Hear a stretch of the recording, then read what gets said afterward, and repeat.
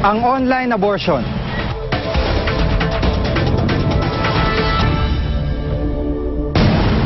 Ang simbahan ng Quiapo, tanyag dahil sa iba't ibang halamang gamot na mabibili rito. Sa lugar din ito, kadalasang naghahanap ng solusyon ang mga kababaihang ayaw ituloy ang pagdadalang tao.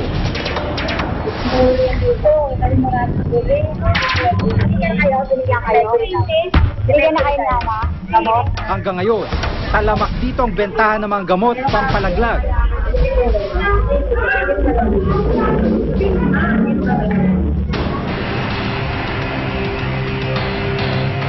Pero isang bagong kalakaran ang aming natuklasan dahil ang bentahan ngayon ng mga gamot pampalaglag online o nasa internet na rin.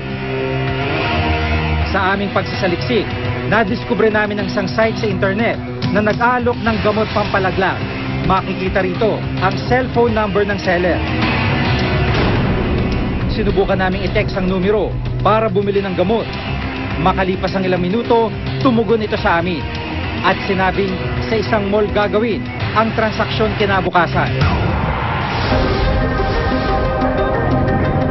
Sa loob ng mall, ipinakita ng aming kausap ang mga gamot na pampalaglag.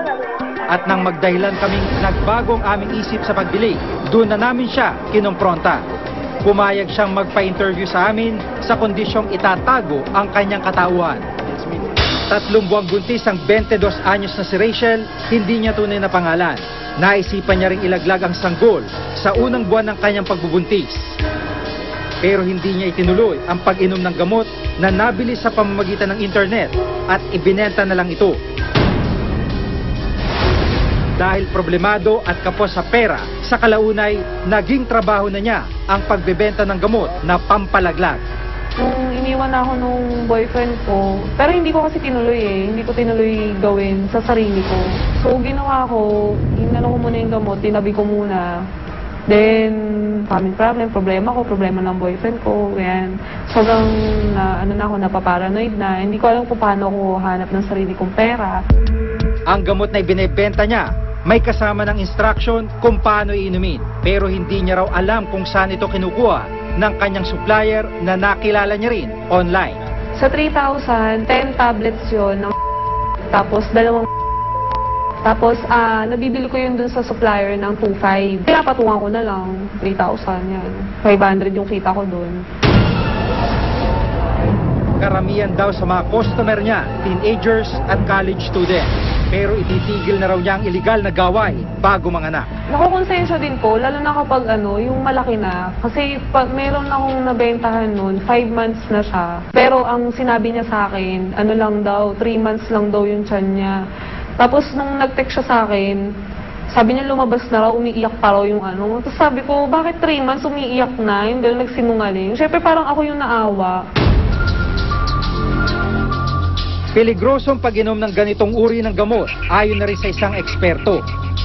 Kung halimbawa ang pasyente gumamit ng ganyan, tapos nagkaroon ng bleeding, nakunan siya, at wala na siyang balak na magpa-check sa doktor, ang nangyayari kasi, nagkakaroon siya ng continuous bleeding. At kung minsan, kung nakukunan ang pasyente, hindi naman kasi naluwalabas lahat yun So may naiiwan. So, pag kami naiwan, continuous ang bleeding ng pasyente, and then there's the potential na magkaroon ng infection. 2002 na maglabas ang advisory ang Food and Drug Administration o FDA na nagsasabing hindi na rehistrado ang gamot na ginagamit pampalaglag. Mahigpit ding ipinagbabawal ang pagbebenta nito.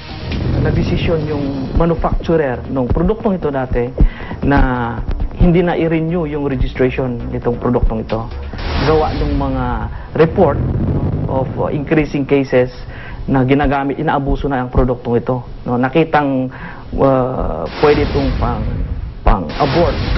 Batay sa Republic Act 9711, ipinagbabawal ang pag-angkat at pagbebenta ng mga gamot na hindi rehistrado sa FDA. Sino mang mahuhuling lumalabag ay may parusang pagkakabilanggo na mula 1 hanggang 10 taon at pagbabayad ng multa mula 50,000 pesos hanggang 500,000 pesos. The internet allows them to have faster communication. Tapos siguro dahil ang ating cyberspace laws ay hindi pa ganun ka-strict, mas nakakalusot sila dahil for For example, pwedeng ipa-deliver na lang yung gamot. Ito hindi na ituturing na cybercrime. Kahit na ginamit ang internet o yung cyber sa pagbebenta o pag-aalok sa pagbebenta, ganun pa man, merong kauklang batas tayo na nalalabag sa ganyang gawain. Habang patuloy ang paglaganap nito, dumarami rin ang nabibihag at nabibiktima ng kalakarang ito. Si Nena, hindi niya tunay na pangalan, nabuntis at iniwan ng foreigner na boyfriend. Muntik na siyang mamatay matapos uminom ng gamot pampalaglag na binili ng kanyang kaibigan online para maalis ang dinadalang 5 buwan ng sanggol sa kanyang sinapupunan. Nadurog na po kasi siya. Hindi ko po nakita. Kasi nung lumabas kasi po yun, marami nang lumabas na dugo. Inimatay na ako, nasa hospital na ako. Muntik nang matuluyan si Nena sa dami raw ng dugong nawala sa kanya. Ulitin mo pa ba ito? Hindi ko na po ulitin. Kasi gusto ko na po magka-baby. Baka nga po may side effect na yung mga ginawa ko sa mattress ko, kaya di ako magka-baby. Ayon sa World Health Organization, tinatayang nasa halos 800,000 abortions ang nagaganap kada taon dito sa Pilipinas. Lumalabas na kada araw, 2,000 ang inilalaglag na sanggol. Isa ito sa pinakamataas sa Asia. Sa tala naman ng Department of Health, nasa 1,000 Pinay ang binabawian ng buhay kada taon dahil sa abortion. Kabilang ang kapatid ni Rosenda sa bilang na ito matapos umanong uminom ng gamot pampalaglag. Sabi po nung classmate niya, may kachat daw po sila na nagbebenta ng gamot. Tapos yun po, nakipagkita daw po sa mall po. Doon na lang po sila nagbayaran. Nabuntis ang kanyang kapatid sa edad na 17 at dahil daw sa takot ng kapatid na malaman nila ito, nagdesisyon itong uminom ng gamot pampalaglag. Sabi po nung doktor po, nung nagpalaglag daw po kasi yung kapatid ko, may naiwan daw pong dugo. Parang naging lason po yung dugo. Kaya po yun daw po yung kinamatay. Bukod sa nagaganap na bentahan ng ilegal na gamot pampalaglag online, isang site din na nagtuturo ng mga paraan para inumin ng gamot na pampalaglag. May mga di umano'y doktor din na nag-aalok mag-abort sa mga buntis na 5 buwan pababa. Nang kontakin namin ang nakasaad sa numero sa website, itinuro sa amin ang isang chat site. Nang makachat na namin ang umano'y doktor, itinanong nito kung ilang buwan na ang pagbubuntis.